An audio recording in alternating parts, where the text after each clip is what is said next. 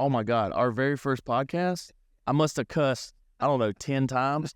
Do you know the text messages I got? I bet. It was like, Matt, I love the podcast, but I was watching it with my mom, and as soon as you dropped the F-bomb, I was like, eh. So we try not to cuss. Oh my God, Kyle, can't you find the Billy Ray Hussey painting? I mean, it's like one of one. No, that's Charlie Kinney.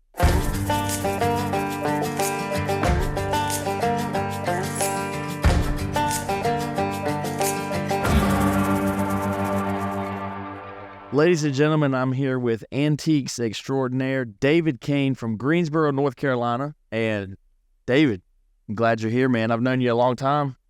I've known Matt since he was a little guy. Since I was a wee little boy. Wee little lad. So David Kane actually is the man. He does know this because I told him the story. He is the man that taught me the business of folk art, and it was tough love. Do you remember the story? You remember it. You mean? Let me tell it. Sure. The basket tree. So me and my dad are picking, and we're in western North Carolina, and my dad comes back with this piece of wood that looks like a tree. And, I mean, literally looks like a tree with the branches, and he throws it in the bed of the pickup truck. We didn't pick with vans back then. I mean, that was like... his father used an 8-foot bed pickup. A pickup truck. So he throws the tree in the back of the truck, and we go to pull off, and I give him a weird look. He goes, "You don't know what that is, do you?" I'm like, "No, I don't know what that is. What'd you pay for it?" Because we had a booklet that had a list.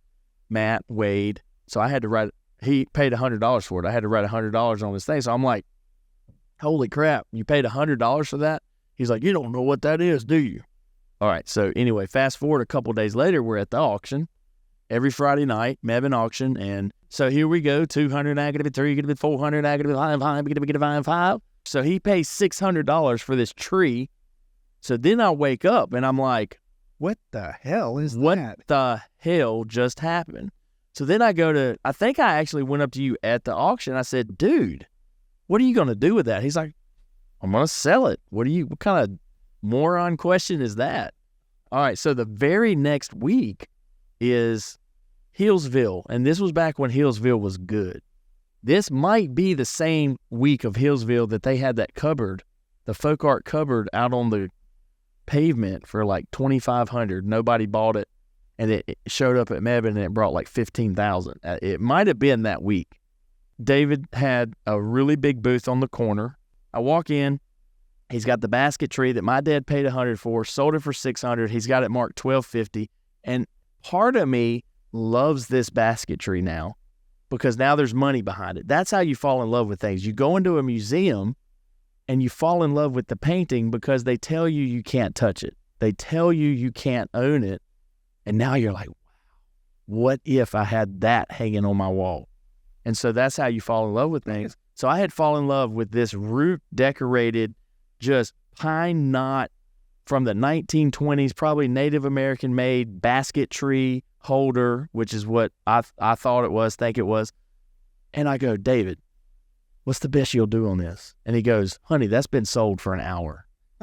and we're there at this is like 7:30 in the morning, first day of Hillsville. First day of Hillsville. So he woke me up on folk art and the reality of, you were that woke me up to the fact that people actually came to Mebane to make money. They didn't just come to buy it and store it and keep it. I mean, how young and naive was I? That was the first time I realized, holy, he's making money off us. In the beginning, it was never, there was hardly any retail there. Right. Very, very, and collectors were minuscule. Right. But then it definitely changed. It changed from the turn of the century game. Yeah, 2020. No, 2000, 2001. Yeah, eBay junked that auction up big time. Yeah. It really did. And I remember buying a little lighter. I picked with Adam. So we would go to Pennsylvania every freaking Monday, and we would pick hard until Thursday. I remember buying a lighter for $10, and it brought $600 or $700 at the auction, which was like, yeah. Showed up on eBay the next day, ended up bringing $1,600. I mean, he made more money off of it than we did. And that's the name of the game, but I was young and I didn't understand. I did get a little butthurt. I mean, I was like, I wasn't butthurt about yours. You woke me up to what the little pieces of root was. what the pine knots meant. I mean, I got infected, and that's shortly after that I did oldfolkart.com. And a lot of all this folk art made out of wood was all made Depression era, all through the mountains, all the way down to Seneca. Seneca, which is South Carolina. Seneca, South Carolina. That's the Indians. Right. If you had 100 people making 5 pieces a week, I mean, you're talking about 500 a week. I mean, there is a lot of it out there. Mm-hmm. Now, and not counting the Indiana prisons. See, I don't even know anything about the Indiana. That was all bark covered. Still made today. Right. In prison. Prison art. Prisoners. Yeah. Wow. So I'm happy to be sitting with him today because he is a just bank of knowledge, and I do really give you credit for waking my ass up.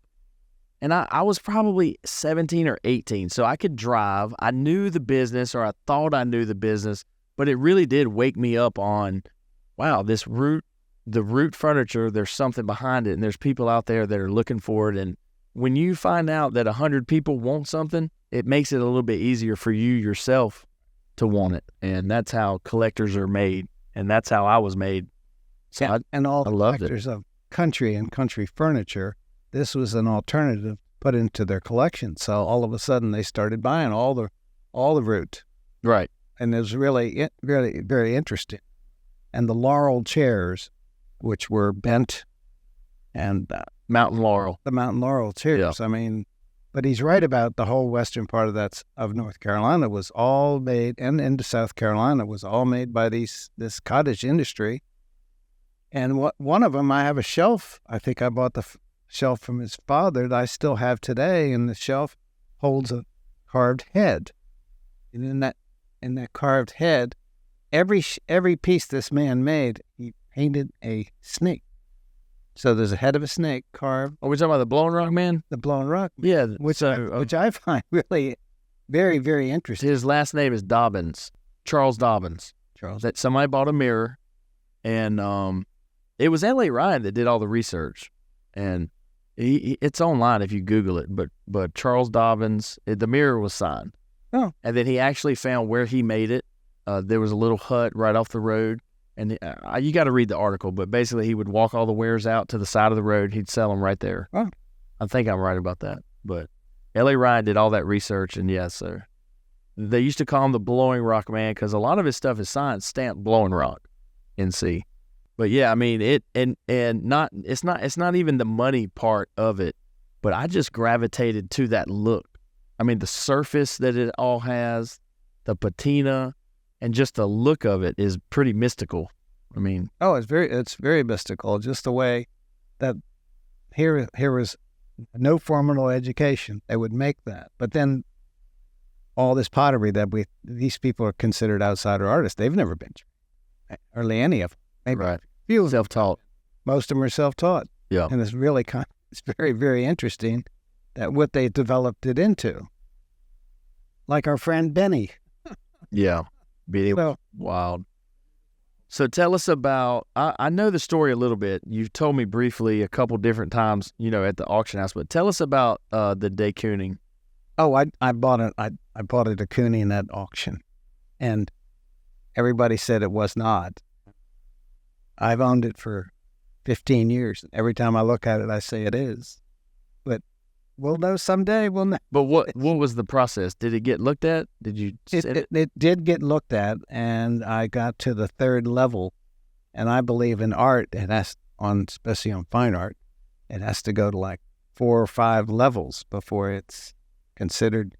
Yeah. The blessing's been given that it is what it is. It is like that. But then fine art. We as auctioneers and or dealers, we never get the full price. Right.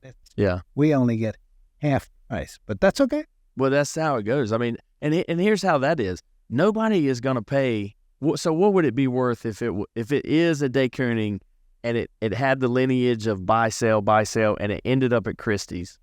What's the top end? What would it bring? A suitcase full of cash.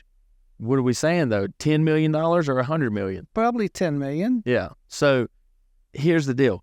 Nobody, and what he's talking about is we only get half. nobody is going to pay $10 million to somebody who bought something for $1,600. They'd rather spend their money, people with that kind of money, they're going to buy from Christie's, they're going to buy from Sotheby's, and they're going to buy from the few people in New York that represent that kind of artwork. And they wait, there's too much of it to be bought from those institutions. That's where they're going to buy it from. And so when we luck up and find something like that, we don't get the end dollar. And it's just noted. We had a Basquiat.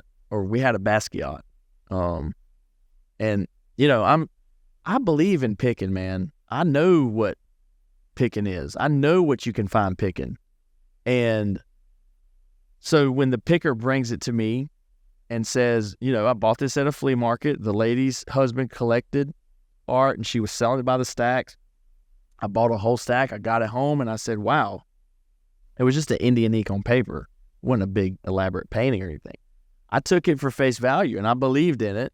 And, we figured it was worth $1 million and we put it up, starting bid $250,000. I paid like $4,000 to advertise on Ask Art. $4,000 for a 6-day ad. Okay. And immediately when we listed the auction, a couple of days later, these guys called me like, hey, this one guy called me, hey, what are you doing, man? And I didn't know him. I'm like, what do you mean? He's like, what do you think this Basquiat's real? And I'm like, I do. And he says, well, you do realize that every Basquiat that is real, they have cataloged in his catalog raisonné. If it's not from the estate, it's not going to be real. And I didn't argue with him. I just took it at what it was. Because it had, hey, if you don't want to bid on it, don't bid on it. Well, it ended up not selling, and we sold it in the next auction, and it brought like $11,000. So who knows? Did they pay $11,000 for a $500,000 painting? I hope so. Whatever. I do hope so, and I hope not. Because it has to be authenticated by the right person. Well, here's the thing. I never want to be the auction house where they say, purchased for $11,000 from an auction house in Gibsonville, resold at Christie's for $897,000. I don't want to be that auction house. So it's very hard to break into. Yep. But let me tell you what happened to me. I'm knocking on doors in Virginia when I was 23 or 24, and I pull up to a house, and there's a yellow dumpster, and the door's open. I walk right in. Antique man's here. He comes down. We're looking around, and there's this little piece of art on the wall. I pick it up. He goes, oh, yeah, my aunt knew that artist. That's Arthur Wesley Dow. I didn't know who that was. I'll give $10 for it. You can have it, and here's 2 books that go with it. Well, the books were woodblock prints. Every page was a woodblock print. Brought $29,000 the next day at Mebane. Now, that guy, the woodblock prints were $1,200 and $1,500 a piece, right? 2 books full of them. So he made good money. It was, who was the dude? You know him. I know him. I can't think of his name. Probably shouldn't mention his name, but he sat right there at Mebane and bought them. And I'm sure he did good with them. But I know those stories happen. Oh, yeah. They've happened to me, and that's low level. There's been some pickers that, the William Merritt Chase that was sold. William Merritt Chase. $1,500, and it brought $750,000 right there at Mebane auction. Yep.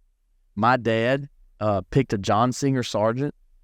He visits the house, and he's there. He buys, fruit jar here and a little piece of china there.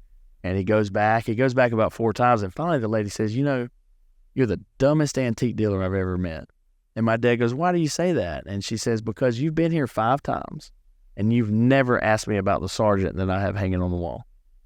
And he says, well, what is that? And so she tells him, John Singer Sargent, lived at the Biltmore, yada, yada. One of the most premier American artists, right? 19th century American artist. And so the next time he goes back, she's moving. He buys the entire contents for a said price. So here we have and you were a part of this because you were at Mebane during this day. What was it, like 2001 maybe? Mm-hmm. Something like that. And so here we have at Mebane auction now a John Singer Sargent painting that brings everybody in. People flew in from Japan to look at that, everywhere, all over from the United States. John was real picky about I'm not selling it over the phone unless you have came and saw it for yourself. Right. So people had to come in to see it. And while they looked at the John Singer Sargent, the one right beside it, they were like, whoa, this is the one. And somebody really smart took the expo marks on the back, traced it back, and it was publicized back in 1903 that it was a William Merritt Chase, and that's how it. And so his brought like 43,000, but his was a study. You know, we didn't know nothing. We didn't know nothing back then. We didn't know the terminology. But what it was about this big, and it was pencil drawn. Half of it was painted. So it was a study for his masterpiece. You know, that was probably 5 foot by 3 foot, something like that. So, but it was still a good hit. Oh yeah. So, I mean, I remember all these stories. So when I got that Basquiat, I was like, absolutely, man. I believe in this. I believe in you. I believe in your story. So, but it didn't work out because it's hard to sell $1 million piece of art. And it's an interesting business. You have to be knowledgeable, a little bit of knowledge, a lot of stuff. Yeah. And you can't know it all. The person who thinks he knows it all, he ends up with no penniless. Oh, you definitely can't know it all. You can't even know it all in a little niche that you get in. I mean, this niche that I'm in, self-taught art, it's great. And I've learned a lot and I know a lot. I know more than the average person. I certainly don't know it all. I get phone calls all the time. People say, I have a collection of self-taught art. I'm thinking about, dismantling. We might get you to handle it, blah, blah, blah. They're starting to, do you know so-and-so? No, I don't. I don't know. But, with everything that we've sold, we've just never sold one of those. Now, naturally, like Bill Trailer, I've never sold a Bill Trailer, but I'm fully aware of who that is, and I'm hungry to sell one, if you get one, by the way. But the particular artist, they said, I didn't know who it was, but I told them, I don't need to know. You know, when I type it correctly on the title, it's going to get found.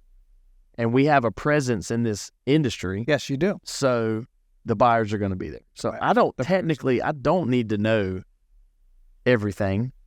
I want to know as much as I can, and I'm learning every day. Well, I've always known one thing, especially since the internet. If once you type it in, they'll tell you. Right. You don't have to tell them anything. Right. They'll tell, all of a sudden you'll get 20 emails. Exactly. Especially if you're wrong. You list it wrong? I always like to be a little wrong. Yeah. Because you get more feedback. You ever want to know? A little wrong. Hey, if you ever want to know what a face jug is, you put a face jug that's not linear meters on a Facebook post and call it linear meters. Oh, you will know within 5 minutes what it is. So, yeah, people like to tell you when you're wrong, but I've always believed in being a little wrong because it really helps out. Yeah. Because you get more feedback. Right.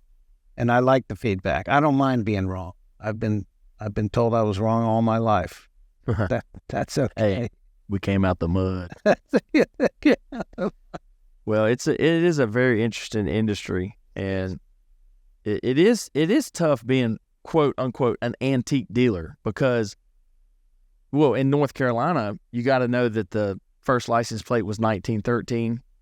And it's a $10,000 tag. But that 1914, that's a $200 tag. And the 15 is a $200 tag, And so you would hate to think that you knew tags. Oh, they're any license plate's $50 to $100, and then that 1913, you don't realize what it is.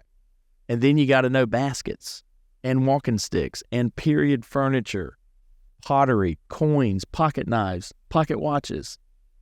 I mean, the pocket watch book is like 850 pages. Pocket watch. It's tough.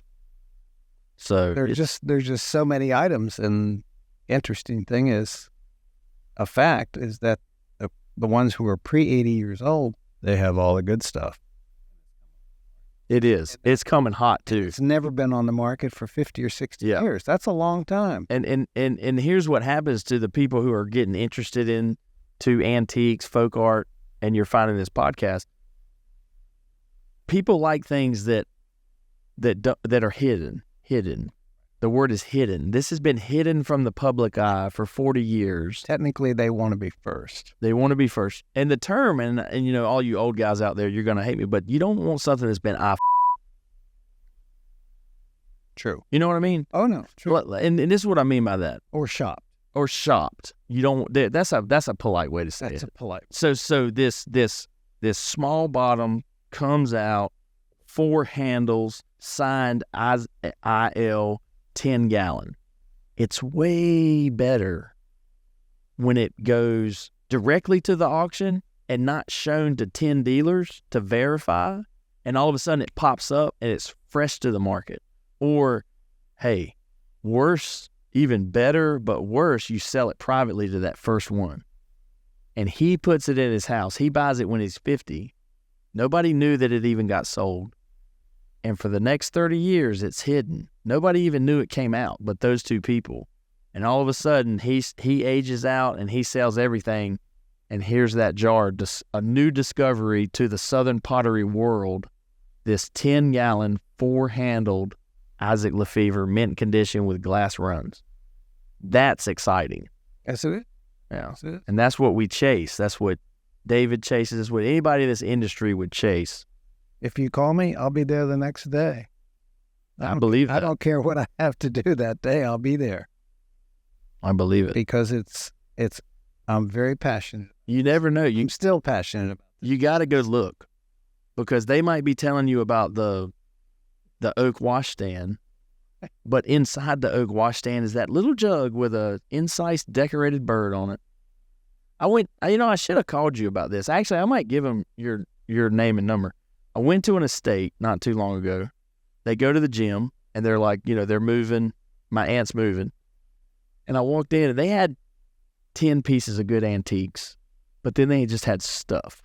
And I was trying to help them, so I didn't even want to take the 10 good pieces. I just said, you have enough to have a good estate sale, but if you let me take these 10 pieces, nobody's going to do anything with the rest. So, but the reason I went, and I told them, I said, guys, 20 minutes in, I realized there's nothing here that I want to deal with. But I just told them, I said, listen, the only reason I came, I was looking for that little jug with an incised bird on it. And the last one we sold brought $25,000. That's what I was hoping you had. And you wouldn't have known that you had it, because they said, no, we don't have that. No, you don't know. You wouldn't have known if you did have it. Because bought it 40 years ago. Because your aunt would have bought it at the next door neighbor's yard sale for $5. And when you pay $5 for things, you treat it like a $5 item if you're not in this industry. True. So that's what I was looking for, but it just wasn't there. But you got to go look. When you get an estate call, you just got to go look. Got to go look. You never know what's going to be there. I mean, you can say, send me pictures, but then they'll send you a picture of the banjo, the old clock, but they won't send you a picture of that one thing that would light you up. They're going to send you photographs. Most. Yeah, they love. And just because they love it doesn't mean that it's what the industry is after right now. Yeah. Correct. Well, it's a fun journey. It's an exciting profession. And when I was growing up, I remember watching a video in 5th grade about the Biltmore estate, and they name dropped Chippendale Furniture. And I thought to myself, hey, I don't know what that is, but I've heard of that. I was very proud that I had heard the verbiage, but I just don't feel like, one of the things that we say at the auction is, I really hope some young people get into this, because if they don't, where's it all going to go to? When we go to Liberty, how many 30-year-old dealers are there? Not many. There's not many. And I'm ready to educate you. I don't have to buy anything from you, but I will show you the way. Yeah. Because I still love it. I love it all. And there's room for... There's room for you? There is room for you. There is so much stuff. He mentioned it earlier. So many great antiques were bought and sold in the 80s. And those people were 40 in 1980. Now they're 80. Is that math right? 2020. They'd be 84 now. If you were 40 in 1980 and made good money, and you showed up to Funwood and Mebane auction in 1990, and you bought what these pickers brought in, and you were one of those guys, and then all of a sudden now you're 84, you have a house full of quality merchandise. It's coming. It is about to come out. I'm telling you. I see it. Explode. I see it. Nobody knows how many pieces of Berlin Craig is really out there, but they're about to. We were taking it off the shelf like candy the other day. We went into a collection, 600 pieces of pottery, and you're used to dealing with the new pottery. Well, this pottery is like 1980s Berlin Craig. I mean, I got to the point where I was like, I got to go get another piece because it was lots of stairs. I mean, oh man, my buddy had his watch on. He did 100 flights and then 10 miles. So it really got to the point where I got to go back and get another 5-gallon Berlin Craig. That's how many they had. And I truly think that these collections are going to be coming out in the next 5 years. And it's a great time to get into the industry. And I remember going to his kiln openings when it was $5. $5 a gallon. So a 5-gallon face joke would be $25. Yep. Holy cow. Yeah, 25. Now it'll be a negative 25. And I only bought the mistakes. And there was always like 2 1-gallon jugs kissing. And he said, that's junk. He said, that's actually pretty cool. You can have that for $2. Yeah, that's actually pretty cool. So, but it was, and I got invited, so it was nice that this dealer invited me to go with her. And she went in a large truck, and she had lots of boxes. I said, you going to buy that much? I said, I'll buy as much as I can. You have to. Yeah. You'll know. You'll know when you see it. And I said, as soon as I saw it, I said, oh my goodness, this is beautiful stuff. Well, my friend Ron said it's the art you don't buy that you regret. It's not. That's right. It's not what you buy. You never regret what you buy. You regret what you do not buy when you deal with art. Now, when you deal with a mass-produced pocket knife, a 1965 case 10-dot pocket knife, and you don't buy it, there's another one tomorrow. But when you deal with art, right? Oh no, it's always what you don't buy. And I never knew that all the Impressionist artists from France and from America, when they painted a full-size painting, they painted miniatures. Right. If it's a study. It's Bob said, I'd like to have a miniature, so they sold a miniature. Well, I know now that if that painting sold for $5 million, that means the miniature's worth 10%. So if it's 10%, that's $50,000 to $100,000. Wait, 10%? I can't do that math. Well, that's interesting. So, okay, I want to cut this, but so another picker, the same picker, and this is why I believed in this, and you can resonate with this. The same picker that picked the $1,500 painting and it sold for $750,000 came to me with a Monet. It was about a 10 by 8, and it was signed in the left corner, and it brought $17,000. So, he didn't know what he had. When he picked it back in the 90s, he showed it to an art guy, and he said from 20 feet away, the art man said, oh, you have a little Monet. Look at that. What do you do with a Monet? So he tries to get it verified. There's one person who verifies Monets overseas, but here's the trick. You send it. If it's not right, they destroy it. Yeah. So he's not going to do that. No. And so here we go. And so fast forward, he let me sell it. It brought $17,000. And, so if it's, and I never knew, I never heard if he painted a big one, they painted miniatures. So it might have been that. And it was definitely period. Because if you didn't want a big one, which you could use a small one, you could ask them, and they'd say, sure, and they paint it up, and they send it to you or give it to you. Yeah. Interesting. It'd be like Neil Armstrong telling you, hey, here's a rock from the moon.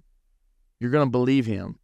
So when the guy that picked a William Merritt Chase and sold it for $750,000 brings me the little Monet, I believe it. Sure. And I believe the story. I mean, but it's interesting, very interesting. But what other interesting thing is that if part of your peers, wherever it's being sold, they poo-poo it, you're not going to even bid on it, even though you have a strong feeling. Oh, you can talk. Somebody can screw your mind up. Yeah, you can talk something down.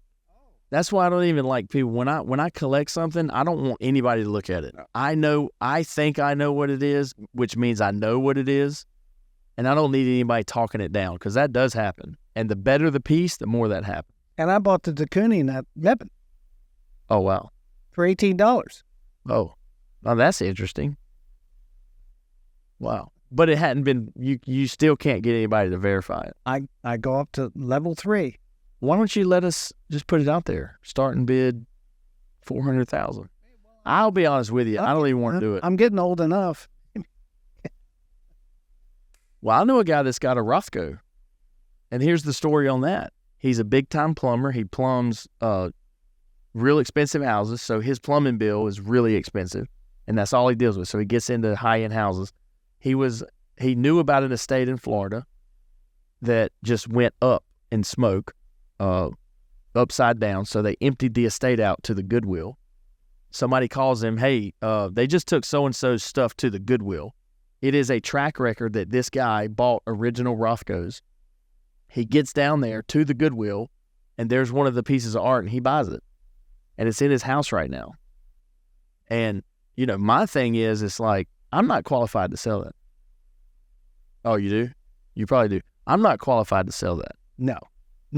So, no. And it's like, I appreciate you. He would probably give me a chance at it, but it's going to have to go to the big boys to get that big boy price. Yep. So, but who knows? That's the life of art. Now, I have been into houses before where you see a vase and you turn the vase over and a museum label falls out and you're like, wait, I know I've seen this in a book and it turns out to be the exact one that I saw in the book. And it's a $20,000 vase that gets bought for $200. Right. So there is that, but that $1 million piece of art, and certainly the $80 million piece of art, not just anybody is going to say, I'm going to spend $80 million with you. That's why I sell finger paint. I am happy with my finger paint. However, if you have a Mark Rothko that you would like to sell me for $10,000, I'll buy it. All right. Well, it was fun, David. Glad to have you. Matt. All right. Had a wonderful time. See you guys.